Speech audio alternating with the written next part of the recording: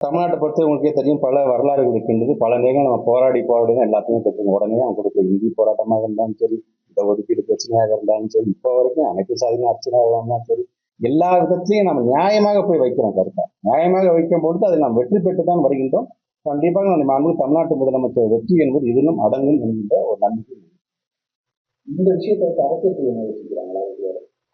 அவங்க நம்மளை பார்த்து சொல்றாங்க. பட் நாங்க சொல்றது ஒன்னே ஒண்ணுதான். நாங்க இவ்வளவு பெர்ஃபார்ம் பண்ணிட்டு இருக்கும்போது அரசியல் யார் செய்ய பார்க்கிறார் என்பதை பொதுமக்களே பார்த்து கொண்டிருக்கின்றார்கள். அதனால இதில் நீங்கள் அரசியல் கலக்காமல், நான் அவருக்கு 1 to 1 அதை உட்காந்து பேசும் பொழுது என்ன இருக்கு, என்னைக்கு அக்செப்ட் பண்றேன்னு சொல்ல வேண்டியது, வித்தின் ஹாஃப் அன் அவர் உங்களுக்கு படத்தை ரிலீஸ் பண்ணிருந்தேன், இது வந்து மேட்டர் ஆஃப் டைம் அப்படிங்கிற அளவுக்கு தான் இருக்குல்ல தவிர, he is also from a non-Hindi state. அவருமே ஒரிசாங்கிறது ஒரு நான்-ஹிந்தி ஸ்டேட் தான் வர்றாரு. அவருக்கு அதை மொழி தெரியும்.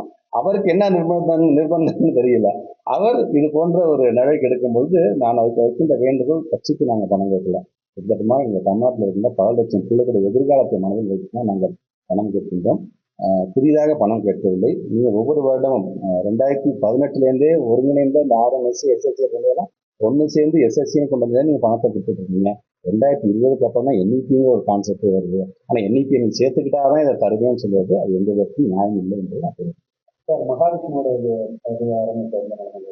அது ஏற்கனவே முக்கிய தெரியும். மாற்றுத்திறனாளிகளை சார்ந்திருக்கின்ற அந்த சங்கம் வந்து ஒரு புகார் கொடுத்துருக்கோம். அதன் அடிப்படையில் அவரும் கைது செய்யப்பட்டிருந்தார். அது காவல்துறையும் அவங்களும் சேர்ந்து அதை எடுக்க வேண்டிய ஒரு முடிவாக. ஆனால் ஒன்று மட்டும் நான் பார்க்கின்றேன், இந்த பரபரப்பான செய்திகள் அப்படின்னு பார்க்கும் பொழுது இதற்கு காரணம் யார், என்ன ஒன்று ஆக்ஷன் தான், அதுக்கு ஒரு என்கொயரி போடணும். என்கொயரி மூலமாக ஒரு பக்கம் இருக்குது.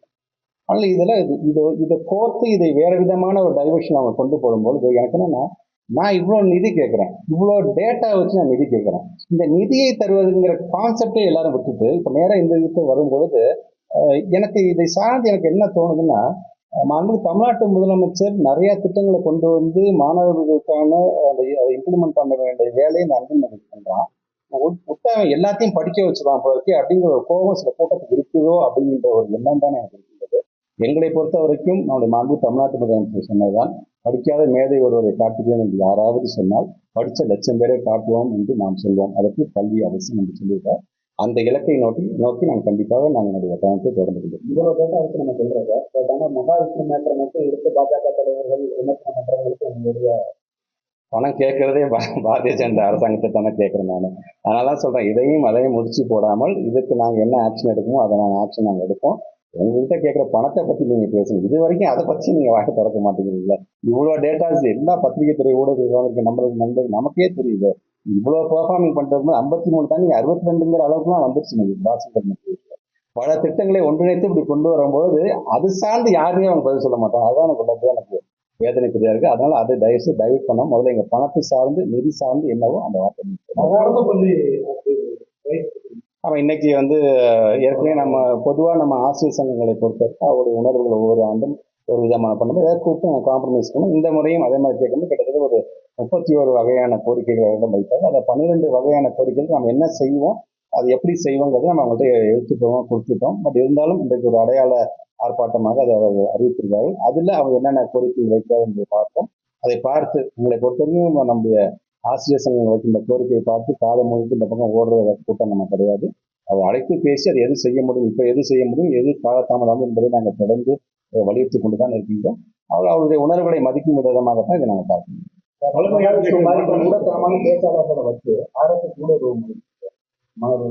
இப்போ வந்து தமிழ்நாட்டு முதலமைச்சர் அமெரிக்காவில் அந்த பல்வேறு பணிகள் இருந்து வந்துச்சுனாலும் இது சார்ந்த ஒரு கைட்லைனை வந்து நம்ம கண்டிப்பாக நம்ம உடனடியாக கொண்டு வர வேண்டும் என்று சொல்லியிருக்கிறார். ஆக அது சார்ந்த கைட்லைன்ஸை நம்ம வித்தின் 1 or 2 days வந்து அந்த எப்படி விதிமுறைகள் கடைபிடிக்க வேண்டும், ஒரு பள்ளிக்கூடத்துக்கு யார் வர வேண்டும், மோட்டிவேஷன் ஸ்பீக்கர்ஸ் பேக்ரவுண்ட் எப்படி செக் பண்ண வேண்டும் என்கின்ற ஒரு கைட்லைன்ஸ் வந்துச்சு என்று சொன்னால் உள்ளபடியே அங்கே பணியாற்றக்கூடிய எங்களுடைய அதிகாரிகளாக எங்கள் ஆசிரியர் பெருமக்களுக்கும் ஒரு மிகப்பெரிய ஒரு உந்து சக்தியாக இருக்கும் என்று நாங்கள் கொடைக்கானல் நீர்மலை கிராமங்களில் பார்த்தீங்கன்னா ஸ்கூல் வந்து ரொம்ப தூரத்தில் இருக்கு, கிராமங்கள்லேருந்து போகுது. அந்த குழந்தைகள் வந்து போகிற வழியில் பார்த்தீங்கன்னா காட்டுகள்லாம் போக முடியும். அவங்களுடைய பாதுகாப்பு நேற்று கூட பள்ளிக்கூட்டத்தை போய் பார்த்துட்டு வந்தேன். அப்போ பார்க்கும்போது அவங்க வில்பட்டி அதை பக்கத்தில் ஸ்கூல்லேருந்துலாம் வர்றாங்க. அவங்களுக்கு நீங்கள் சொல்கிற மாதிரி இங்கே இருக்கிற நம்முடைய அதிகாரிகளும் இங்கே இருக்கிற நம்முடைய மக்கள் பிரதிநிதிகளும் சொல்லும்போது சில நேரம் காட்டுப்பகுதியில் வந்து விலங்கு நடமாட்டம் உள்ளதெல்லாம் இருக்கின்றது. இப்போ சரியான இப்போ நம்ம இவ்வளோ பேசணும் இல்லையா நம்ம இப்போ எஸ்எஸ்சியில் ஒன் ஆஃப் த காம்பனன்ட் இருக்குது எஸ்பாட்டிங் அப்படின்னு காம்பனன்ட் எங்கன்னா குறிப்பாக மலைப்பகுதியை சார்ந்திருக்கின்ற பிள்ளைகளை பள்ளிக்கூடத்துக்கு கூட்டிட்டு வரும் பொழுது அவளை அழைத்து வருவதற்கென்று ஒரு நிதி கொடுக்குறோம். இதுவும் பார்த்தா இப்படியே அந்த பிள்ளைங்க பண்ணணும், அதுலேயும் கை வைக்கிறாங்க. ஸோ இப்படி எல்லா விதத்திலையும் வைக்கும்போது ஆனால் அந்த பிள்ளைகளுடைய பாதுகாப்பை நீங்கள் சொல்றது உறுதி செய்ய வேண்டிய கடமை. நீங்கள் சொல்ற மாதிரி நம்முடைய மாண்பு தமிழ்நாட்டு முதலமைச்சர் அமெரிக்காவிலிருந்து வந்ததுக்கு பிறகு இது சார்ந்து எப்படி ஒன்றிய அரசு இதுக்கான பணத்தை பெற வேண்டும், அல்லது நீங்கள் சொன்ன இந்த பிள்ளைங்களோட பாதுகாப்புக்கு நாம் என்ன ஒரு மாநில அரசாங்கம் இங்கே நம்மளை பொறுத்த வரைக்கும் 1,27,00,000 பிள்ளைங்க நம்முடைய தமிழ்நாட்டில் இருக்கிறாங்க. எல்லா போர்டுலையும் படிக்கிறாங்கன்னு சொன்னால் நம்ம மாநிலத்தில் படிக்கிற பிள்ளைங்க நாம பாதுகாக்க வேண்டும் என்கின்ற உறுதியோடு நாம் இருக்கின்றோம். இதையும் கண்டிப்பாக நம்ம பொதுவாகவே அவங்களுடைய துறை சார்ந்து ஏதாவது தொய்வு ஏற்படுமாயா என்று சொன்னால் அதில் ஏதாச்சும் அவங்களோட கவனக்குறைவு இருக்கிறது சொன்னால் நான் தொடர்ந்து நம்ம எடுத்துக்கொண்டு தான் இருக்கணும்னாங்க. நேற்றுக்கு தான் நம்முடைய மாநில விளையாட்டுத்துறை அமைச்சர் மதுரையில் வந்து ரெவி மீட்டிங் நடத்திருக்காரு எஜுகேஷன் சார்ந்தாங்க. அதுலேயும் சில கருத்துக்களை என்னோட பகிர்ந்துருக்கேன். ஸோ குறிப்பாக அவருக்கு வந்து இந்த மாதிரி நாங்கள் இடமாற்றம் பொழுது பனிஷ்மெண்ட் மட்டும் இல்லை, ஒரு வார்னிங்காக இந்த விஷயம் நாங்கள் போகிறதுக்கு நல்லா பண்ணுங்க அப்படிங்கிறதுக்கான ஒரு இதாக வருகிறார். கவனக்குறைவோடு யாரும் இருக்கக்கூடாது என்பது தமிழ்நாட்டில் இருக்கிற மற்றவர்களுக்கும் சென்றடைக்க வேண்டும் என்ற செய்தியாக தலைவராக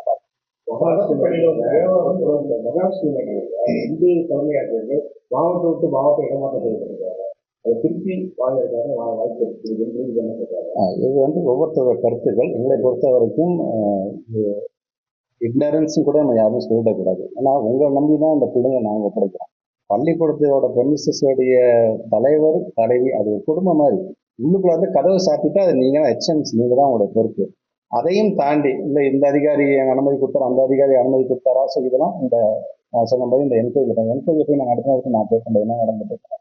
ஏன்னா அந்த என்கொயரிக்கு அது டிஸ்ட்ராக்ஷன் நடக்கூடாது. அதனால அவங்க என்ன ரிப்போர்ட் வருதுன்னு பார்த்துட்டு அதற்கு தகுந்த ரிப்போர்ட் இது வந்து என்ன நடந்தது உள்ளபடியோ என்ன நடந்தது யாருமே வந்து வாங்க இது இந்த கண்டென்ட் பேசுங்க யாரும் சொல்ல போறது இல்லை. அது நடந்தது அந்த மூட நம்பிக்கையை கொண்டு வந்தது கண்டிப்பாக அது இயற்கையே கொள்ள முடியாது. ஆனால் அறிவியல் சார்ந்து நீங்க சமுதாயத்தை கொண்டு போகணுங்கிறதுக்காக தான் நான் பிள்ளைங்க வெளிநாடு கூட்டுக்கு போகும்போதெல்லாம் அங்கே ஒரு சயின்ஸ் எக்ஸிபிஷன்ஸ் கூட்டு போகுது, அங்கே இருக்கின்ற லைப்ரரிஸ்க்கு கூட்டுக்கு போகும்போது அங்கே இருக்கின்ற யூனிவர்சிட்டிக்கு கூட்டு போய் ஸ்காலர்ஷிப்னா என்ன, மேற்படுத்தி என்னென்ன படிக்கலாம் தெரியுமா, ஆரம்பிங்கிறது என்ன அப்படிங்கிறதா நாங்கள் வந்து சொல்லிட்டு இருக்கும் பொழுது இப்படி ஒரு அறிவு சார்ந்த சமுதாயத்தை ஒரு பள்ளிக்கல்வி துறையே இப்படி செஞ்சுட்டு இருக்கும்போது இந்த மாதிரி நடக்கும்போது உள்ளபடியே அது வேதனைக்குரியதாக இருக்குது. அந்த புரிதல் முதலடியாக யார் அதை அனுபவித்தா அதில் இல்லையே என்கிற வேதனை தான் நான் பார்க்கணும். மூட நம்பிக்கை சோசியல் மீடியாவில் பார்த்துருக்காங்க. ஒரு கார்ல வந்து பள்ளிக்கல்வி துறைன்னு போட்டிருக்காங்க. அது ஒரு மதத்தில் இருந்த வாசகராக இருக்காரு. அதுக்கு என்ன பார்த்துட்டாங்க. அதுக்கு கூட நியூஸ் கொடுத்துருக்கோம். நம்ம ஒரு ஆசிரியரோட நம்பிக்கை போடக்கூடாதுதான். அது வந்து மதம் சார்ந்து எதுவுமே வந்து கல்விக்குள் வரக்கூடாது அப்படிங்கிறத மிக மிக பாதகம் செய்பவரை கண்டால் நாம் பயங்கொள்ளலாகாது பாப்பா, மோதி மிதித்து விடு பாப்பா, அவர் முகத்தில் உமிழ்ந்து விடு பாப்பா. அண்மை செய்திகளை உடனுக்குடன் தெரிந்து கொள்ள இணைந்திருங்கள் இயம்நாடு தொலைக்காட்சியுடன்.